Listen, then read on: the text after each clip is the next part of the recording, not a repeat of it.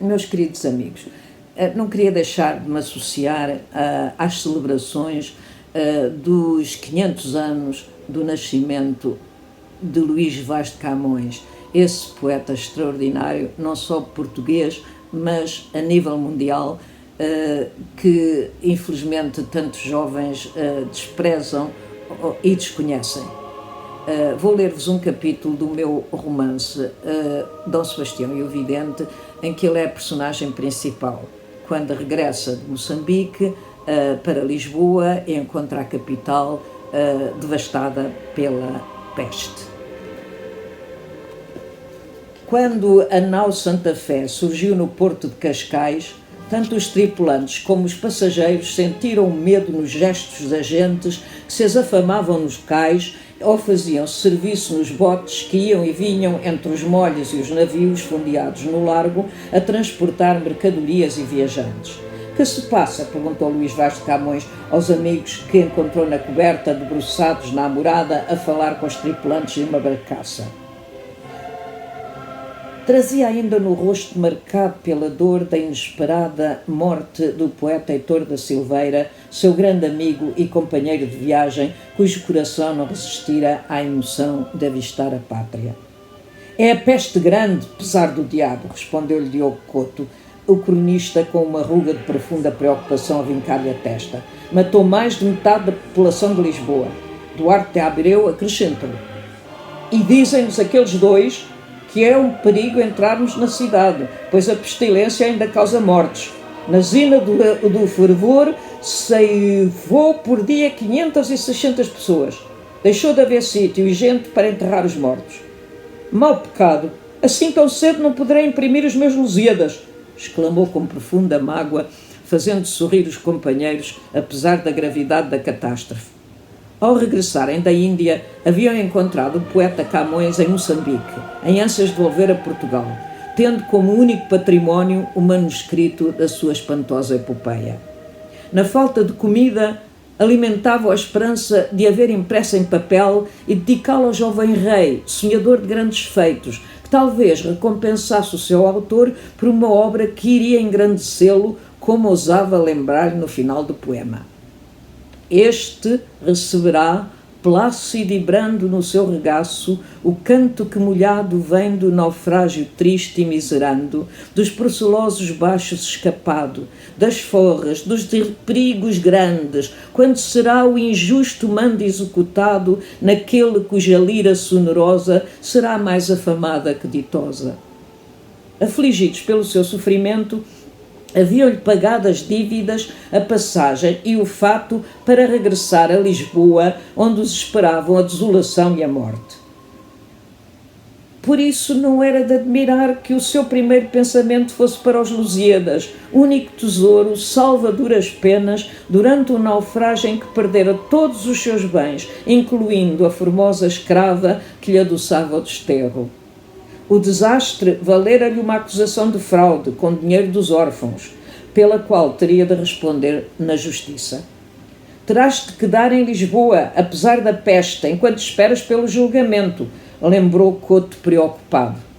Trataremos de mover influências para que se faça depressa justiça e te vejas absolvido e livre de falsas acusações. Uma sombra perpassou pelo rosto do poeta, desfigurado pela perda do olho em Ceuta.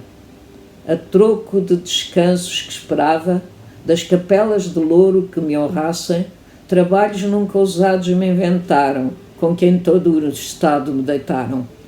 Os amigos concordaram em silêncio, admirando a arte com que aquele gênio, tão humilhado e desprezado, esculpia os versos atormentados da sua dor.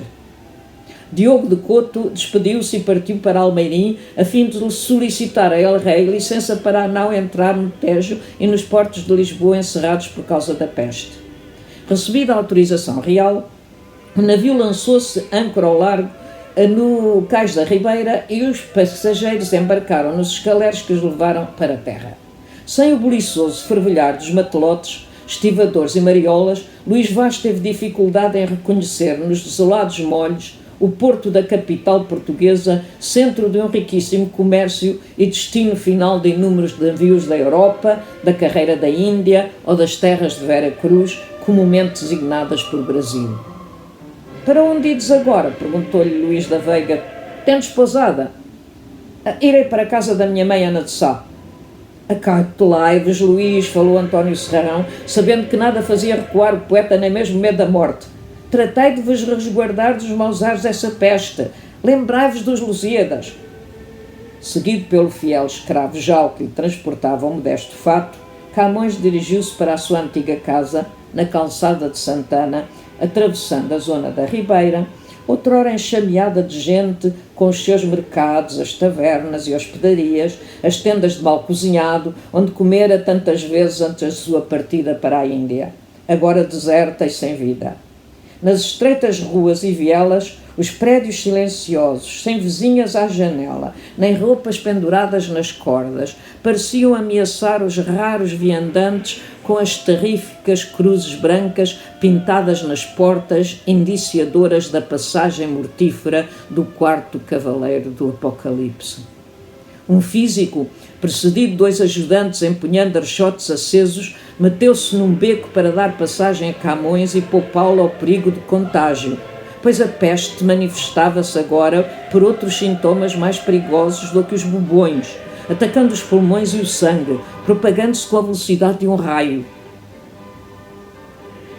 O médico segurava numa das mãos a esponja embebida em vinagre, destinada a purificar o ar que respirava. Usava a máscara de bico comprido cheio de substâncias aromáticas, os vidros redondos sobre os olhos para evitar a transmissão do mal pelo olhar dos enfermos. A veste violeta e o bastão vermelho de São Roque, que o mostravam à população como mestre da peste. O poeta agradeceu e cortejou à passagem, sentindo admiração pelo físico que, ao contrário de muitos outros, não fugira da cidade nem abandonara os doentes à sua sorte. Luís Vaz, que fazes aqui, nesta terra desventurada? O homem magro, de roupas sujas e desalinhadas, saíra de uma das casas e parara diante dele, olhando com espanto. Tinha o rosto macilento, parecendo um morto-vivo, e Camões não o reconheceu. Sou o Gonçalo Fernandes, o mestre de escrita de Trancoso. Não me reconheces? Não havia alegria nem calor na sua voz. Também não é para admirar com tudo o que passei. Gonçalo Fernandes de Trancoso, o homem que gostava de escrever histórias de proveito e exemplo. Nem parecia o mesmo, e o poeta mentiu. Como não havia de te conhecer, homem? Mas acabo de chegar da Índia e ainda não me compus do abalo de veres Lisboa neste estado de sítio. Graças a Deus que te encontro são e vivo, meu amigo. Preferia 1000 vezes a morte ao castigo que Deus me deu. Revoltou-se e as faces afoguearam-se de vermelho que as lágrimas grossas depressa descobriram. A peste roubou-me em poucos dias uma filha e um filho moços, um neto e, por último, para meu maior desespero, a minha adorada mulher. Vai-te daqui, homem, enquanto é tempo. Eu fico que anda à busca da morte. Cheio de mágoa, ficou a vê-lo afastar-se, correndo, com o olhar perdido de um louco. Os sinos dobravam em sinal de luto e só os condenados com vestes de bocachim a arrastar as suas grilhetas se viam nas ruas transportando em carroças os empestados para o hospital e casas de saúde ou os cadáveres para as enormes valas comuns onde se chegavam a enterrar 60 corpos na mesma cova. Tal como acontecera em outros anos de peste negra, estes criminosos a quem os reis ofereciam o perdão em troca de tão perigoso serviço não deixariam de se aproveitar da função para assassinar e roubar os moribundos que achassem sozinhos dentro das suas casas. O poeta tapou a boca e o nariz com um lenço para evitar o cheiro, a pestilência e a morte que lhe revolvia as entranhas, descendo de mareio. Muito obrigada.